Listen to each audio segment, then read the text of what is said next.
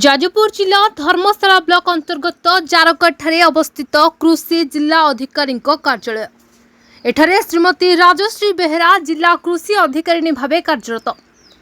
तेबे श्रीमती बेहेरा जने सचोट साहाय्यकारी और निष्ठापर अधिकारी भाव जनाशुना, किंतु किछि व्यक्ति तांको बदनाम करबा और तांको ठारू किछि अर्थ आदाय करबा पई बहु दिन हेबा तांको पछरे लागिथिबार अभियोग होछि।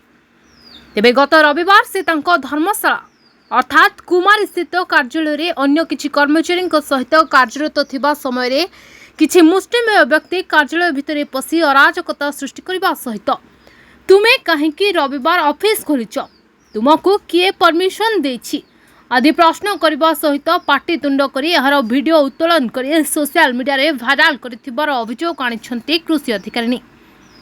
एहार उत्तर रखी से कहिसन्ती तांको विरुद्ध रे होइथिबा अभियोग गुडिकर कोनोसी सत्यता नाही, सेगुड़िक भित्तिहीन। तांकर प्रमोशन हो जाइथिबारु ओ कार्यालय रे बहु बकेया कार्य थिबारु बकेया कार्यगुड़िक संपन्न करिबा पई से तांकर जने सहयोगी रीताराणी देहुरी को रविवार दिन ऑफिस को आसी कार्य रे सहाय्य करिबा पई कहितले, जहा द्वारा कार्यगुड़िक ठीक समय रे सरिजिबो, तेबे लोकंकर सेवा पाइबारे असुविधा हेबो नाही। से कहिसन्ती भारतीय संविधान रे उल्लेख अछि जे जेकोनोसी सरकारी अधिकारी मध्य जेकोनोसी दिन ऑफिस को आसी पारिबे ओ कार्य करि पारिबे, सेथिरे कोनोसी आईनगत असुविधा नाही बोली से कहितले।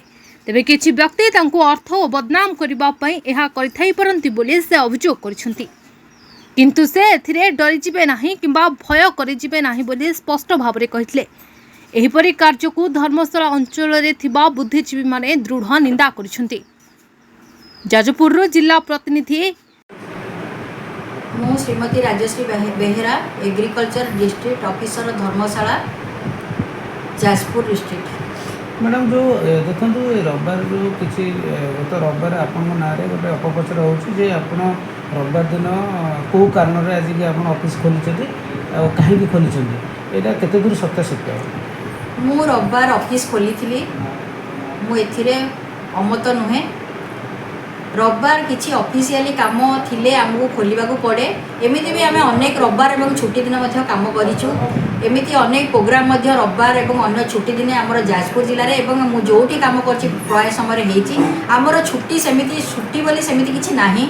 आमे दिन राति काम करबाकू बाध्य, जेहेतु आमर स्टाफ कम एठी, जेहेतु एग्रीकल्चर डिस्ट्रिक्ट ऑफिसर हिसाब रे मु पोस्टिंग पाइछि आज को 2 वर्ष पाखापाखि 2 वर्ष हो गलानी। तो मु जेहेतु on the verge of promotional transfer मु रिलीफ हेबी, मोर बहुत गुड़े काम अच्छी मत सारे ताको संपूर्ण कले मु रिलीफ होगा सक्षम हेबी। से मु रीताराणी देहुरी आमर सीनियर असिस्टेंट जार बहुत लिटिल नॉलेज से करिपारिबो नाही, सेथिपाई मु ताको रविवार बाध्य होइकी डाकिथिली। तू ताको कहिथिली तमे मा आसीबो एवं तमे मते टिके सहयोग करिवो, मु काम करिवि जद्वारा मु जल्दी रिलीफ हेई पारिबि। आमर एठी प्रकाश थाउ कि एठी आमर 2 जन क्लर्क थिले, जणे ट्रांसफर हो जाइछन्ती एवं अन्य जणे तांकर व्यक्तिगत कारणरू तांकर से छुट्टी रे अछन्ती। तेणु जणे अति कम नॉलेज थिबा सीनियर असिस्टेंट को धरिकी काम करबा केते कष्ट सेटा मु निजे अनुभव करिछि एवं जानि पारुछि मध्य। किंतु मते बाध्य है कि अधिका समय देवाई मोर मध्य परिवार अच्छी, घर काम अच्छी, सबकि अच्छी, बाध्य है कि काम सारे मु ताकू पूर्व दिन खबर देइथिली एवं से दिन आसिकी मु बसीथिली। हठात कबाट खोलिकी ए जो आपणकर मीडिया वाला आसिकी पहुँची गले, मु आश्चर्य हो गली। हठात मु आश्चर्य हो गली, मु गोटे निजको काम व्यस्त कर देइथिली। मु आश्चर्य होली कौन है पचारि, से माने मो कथा शुणिलेनी एवं मते बहुत जोरे रागुछन्ती, कहीं कौन कहउछन्ती कहिकी गाली गुलज कले। सेगुड़ा कहीं मीडिया रे प्रकाश पाइलानी मु जानिनी। मु बाध्य होइकी तांको अभॉइड करिया पे मो सीट रू उठिकी आर पट को चली गली, कहीं से माने मोर कोनोसी कथा शुणिबा पई प्रस्तुत नथिले। से केवल आर्गुमेंट करके मते दबे जा पई थिले। से माने तांकर पर्सनल किछि उद्देश्य रे लोक माने पठैचन्ती बोली मु अनुमान करू, मु पूरा निश्चिंत।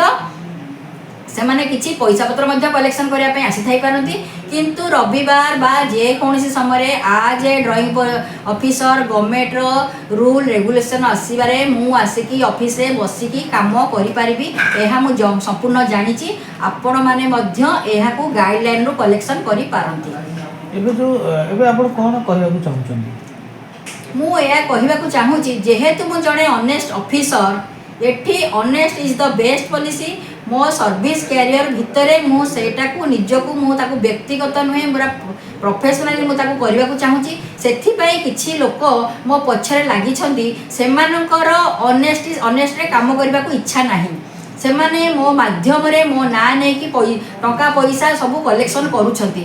ତେଣୁ ସେମାନେ ଦ୍ରୁତ ଭାବରେ ଲାଗିଛନ୍ତି ମୋତେ କେମିତି ଏଥିରେ ଫସେଇକି ମୋତେ ସସ୍ପେଣ୍ଡ କରିବେ କିମ୍ବା କୌଣସି ପ୍ରକାର ଆକ୍ସନ୍ ନେବେ ଏବଂ ପ୍ରତ୍ୟେକ ଦିନ ଅଫିସରେ ମିଡ଼ିଆ ଲୋକ ଆଉ ଚାଷୀ ନାଁରେ ଅନ୍ୟାନ୍ୟ ଲୋକ ଆସିକିରି ମୋତେ ଗାଳି ଗୁଲଜ ପାଟିତୁଣ୍ଡ କରିକି ମୋତେ ଅଫିସରେ ବସେଇ ଦେଉନାହାନ୍ତି।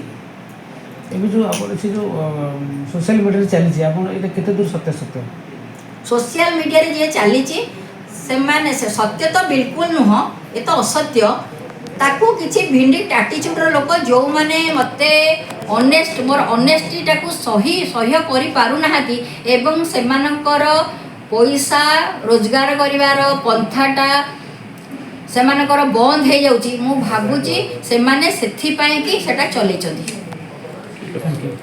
ସୋସିଆଲ ମିଡ଼ିଆରେ ଆପଣଙ୍କର ଯେଉଁ ଭିଡ଼ିଓ ବୁଲୁଥିଲା କେତେ ଦୂର ସତ୍ୟାସତ୍ୟ ଆଉ କ'ଣ କହିବେ ଯେ ମତାମତ? ମୋ ବିରୁଦ୍ଧରେ ସୋସିଆଲ ମିଡ଼ିଆରେ ଯାହା ପ୍ରଚାର ହେଉଛି ତାହା ସମ୍ପୂର୍ଣ୍ଣ ମିଥ୍ୟା।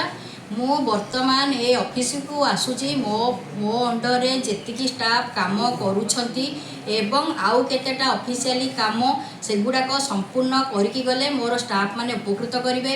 ବର୍ତ୍ତମାନ ଯେହେତୁ ଦରମା ବିଲ୍ କରିବାର ସମୟ ଆସି ସାରିଲାଣି ଏବଂ ଶ୍ରୀମତୀ ରୀତାରାଣୀ ଦେହୁରୀ ଲିଟିଲ୍ ନଲେଜ ସହିତ ଟୋଟାଲି କାମ କରିପାରିବ ନାହିଁ ମୁଁ ଜାଣିଛି। ସେଥିପାଇଁ ମୁଁ ଅଧିକା ସମୟ ଦେବା ପାଇଁ ଆସୁଛି ଏବଂ ମୁଁ ଯଦି ମୋତେ ବାଧ୍ୟ କରାଯିବ ଯେ ଅଫିସ୍ ନ ଖୋଲିବା ପାଇଁ ତେଣୁ ମୁଁ ନିଜେ ରିଲିଭ୍ ହେଇ ପଳେଇବି ଏବଂ ଷ୍ଟାଫ୍ ମାନେ ସମ୍ପୂର୍ଣ୍ଣ ଦରମା ପାଇବେ ନାହିଁ। ଆ ପୂର୍ବରୁ ମଧ୍ୟ ମୋ ଝିଅ ବାହାଘର ଥିଲା, ମୁଁ ମାସେ ପାଖାପାଖି ଛୁଟିରେ ଥିଲି। ମୁଁ ଷ୍ଟାଫ୍ଙ୍କ ଦରମା ପୂର୍ବରୁ ଯାଇଥିଲି, ଷ୍ଟାଫ୍ ମାନେ ଦରମା ପାଇଲେନି। ମୁଁ ଡ୍ରଇଂ ପାୱାର ଆସିବା ପାଇଁ ଡିଲେ ହେଲା। ମୋ ଷ୍ଟାଫ୍ ମାନେ ବିକଳ ହେଇକି ମୋତେ ଡାକିଲେ ମ୍ୟାଡ଼ାମ୍ ଆସନ୍ତୁ ଦରମା ପାଉନୁ ଆମେ ଚଳିପାରିବୁନି। ମୁଁ ବାଧ୍ୟ ହୋଇକି ଆହୁରି 8 ଦିନ ଛୁଟି ନେବା ପରିବର୍ତ୍ତେ ଝିଅ ବାହାଘର ସରିବା ପରେ ଆସିଲି, ବାଧ୍ୟ ହୋଇକି ଜଏନ୍ କଲି ଷ୍ଟାଫ୍ ମାନଙ୍କ ପାଇଁ ଏବଂ ତାଙ୍କର ଦରମା ମଧ୍ୟ କଲି। ତେଣୁ ଯାହା ଘୁରି ବୁଲୁଛି ତାହା ସମ୍ପୂର୍ଣ୍ଣ ମିଥ୍ୟା। କିଛିଟା କୁଶ୍ଚିତ ଲୋକଙ୍କର ଏଇଭଳିଆ ମନୋବୃତ୍ତି ଯୋଗୁଁ ଏଇଟା ଘୁରି ବୁଲୁଛି। ଆପଣ ପରିଚୟ ଦେବେ? ମୋ ନାଁ ରୀତାରାଣୀ ଦେହୁରୀ, ସିନିୟର ଆସିଷ୍ଟାଣ୍ଟ। କ'ଣ ସେ ରବିବାର ଗୋଟେ ଅଫିସର ବିଷୟରେ ଘୁରି ବୁଲୁଛି ଯେ କି ରବିବାର ଆପଣ ଅଫିସ୍ ଖୋଲିକି କ'ଣ କାମ କ'ଣ ଚାଲିଥିଲା ଆଉ କ'ଣ ପାଇଁ ମ୍ୟାଡ଼ାମ୍ ଡାକିଥିଲେ, ରେଡ଼ିଓ ମ୍ୟାଡ଼ାମ୍ ଡାକିଥିଲେ ଆମର କାମ ବାଟୁଥିଲେ। କ'ଣ ସେ କ'ଣ ସବୁ କିଛି ଘଟଣା ଘଟିଲା କି? ଆମେ କାମ କରୁଥିଲୁ ହଠାତ୍ ଆସି ସାମ୍ବାଦିକ ପହଞ୍ଚିଲେ। କ'ଣ ସବୁ ମ୍ୟାଡ଼ାମ୍ କହିଲେ ପଚାରିଲେ କ'ଣ ଛୁଟି ଦିନରେ କ'ଣ କାମ କରୁଛନ୍ତି। ମ୍ୟାଡ଼ାମ୍ କହିଲେ ମୋର କାମ ଅଛି ମୁଁ ଆସିଥିଲି। विनोद बिहारी साहू को रिपोर्ट द न्यूज टुडे।